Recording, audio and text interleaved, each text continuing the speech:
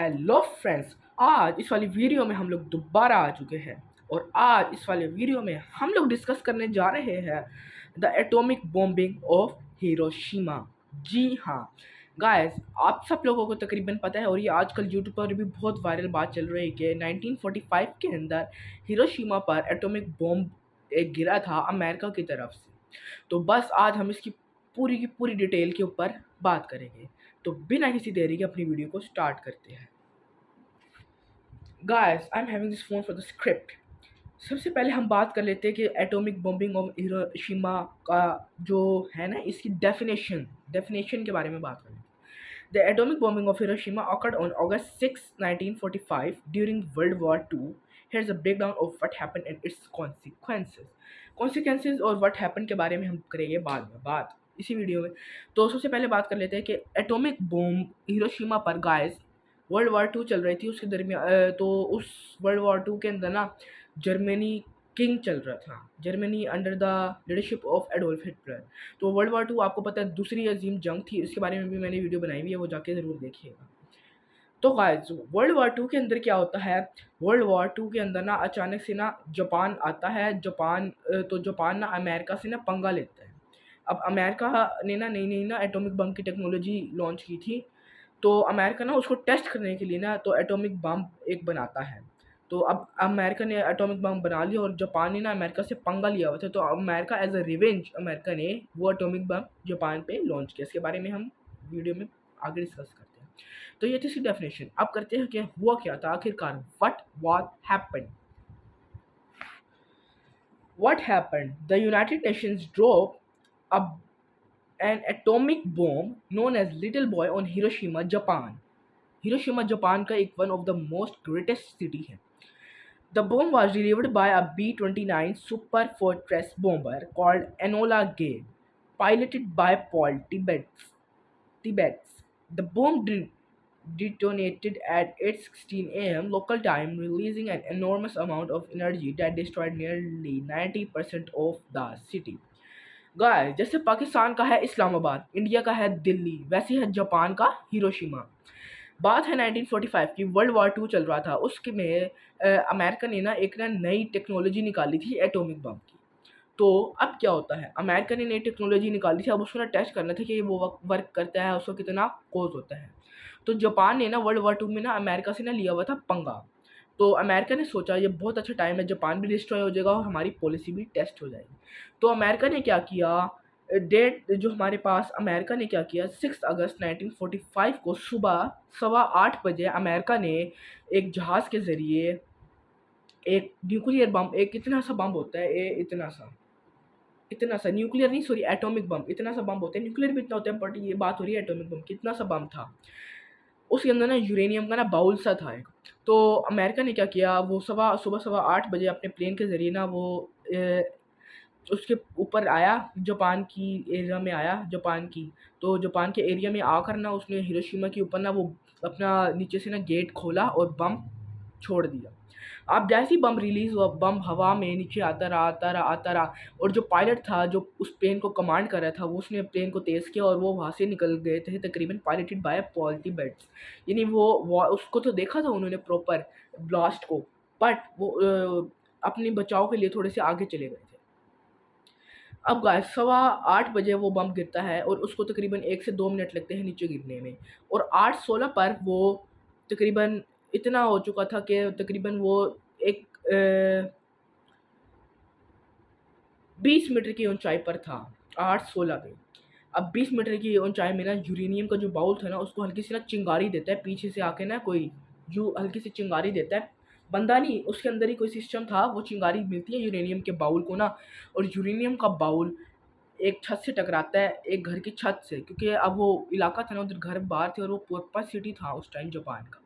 वो छत से टकराते हैं और बूम, बड़ा जॉइंट ब्लास्ट। और एक ऐसा ब्लास्ट होता है जिसने आज हिरोशिमा का नक्शा बदल दिया था उस टाइम, बट आज हिरोशिमा दोबारा डेवलप्ड हो चुका है और अब 2050 में जी रहा है।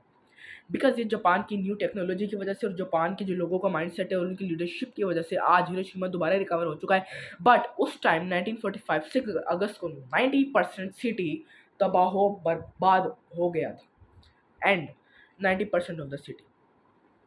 Why did it happen? The bombing was intended to force Japan's surrender and bring an end to World War II. The Allies had been planning an invasion of Japan, but the Japanese military showed no signs of surrendering. The US government had the atomic bomb would be a powerful enough deterrent to bring Japan to the negotiation table.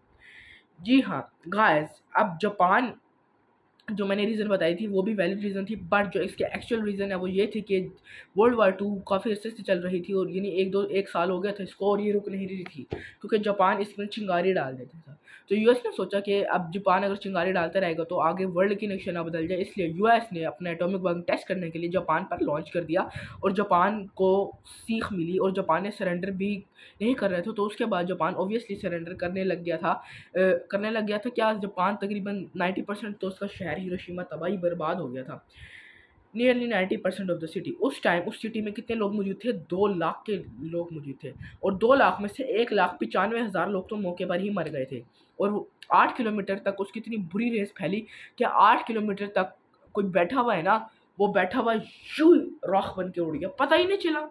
Guys, brain ने pen detect करने से पहले ही body को खत्म, brain ही खत्म हो गया, brain राख बन के हवा में उड़ गया, पता ही नहीं चला। कोई बैठा हुआ था इधर, कोई खड़ा हुआ था।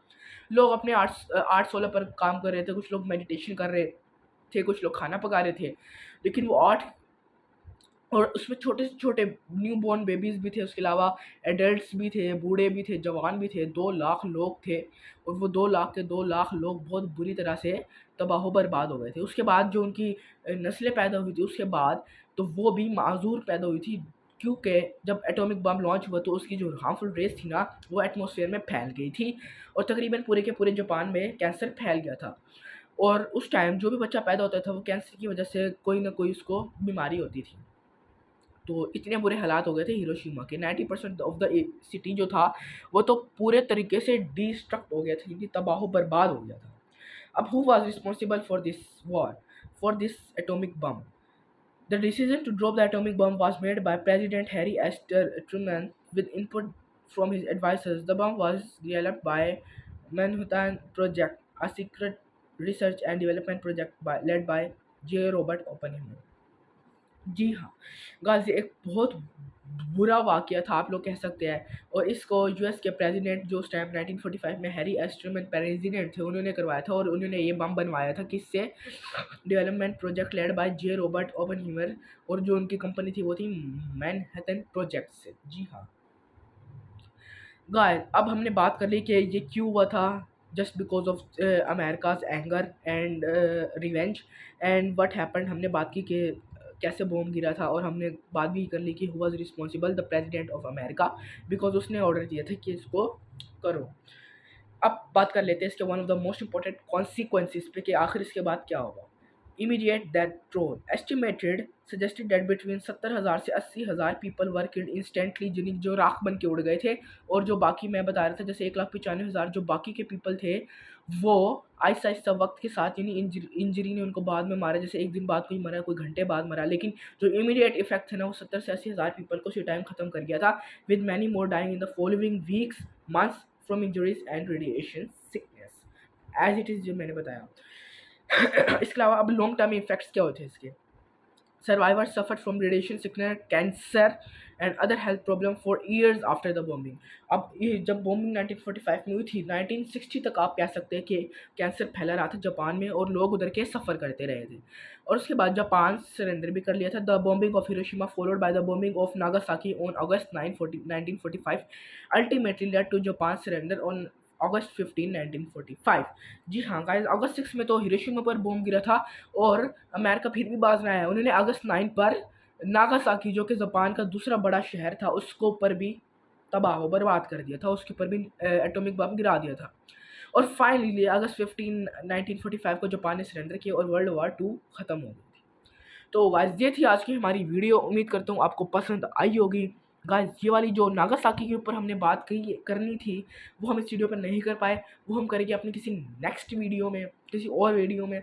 तो उम्मीद करता हूँ आपको ये हिरोशिमा की समझ आई होगी। तो उसके अंदर हमने कॉन्सिक्वेंसेस के बारे में बात की, long term, short term, immediate effect, उसके बाद जापान ने सरेंडर भी कर दिया था 15 अगस्त 1945 को। उसके अलावा रिस्पॉन्सिबल कौन था? अमेरिका का president. Why did it happen? Due to the anger of America and due to stop Japan from surrender due to convince Japan to surrender. And what happened, हमने बात की कि क्या हुआ था 8/16 पर 8/15 पर तकरीबन बम गिरा था और सारा 90% of the city was destroyed, और जो कि था हिरोशिमा और नागासाकी पे हम बात करेंगे किसी और वीडियो में। तो उम्मीद करता हूँ आपको वीडियो पसंद आया होगा। मिलते हैं अपने नेक्स्ट वीडियो में। चैनल को सब्सक्राइब कीजिएगा, वीडियो को लाइक कीजिएगा। Take care, good bye.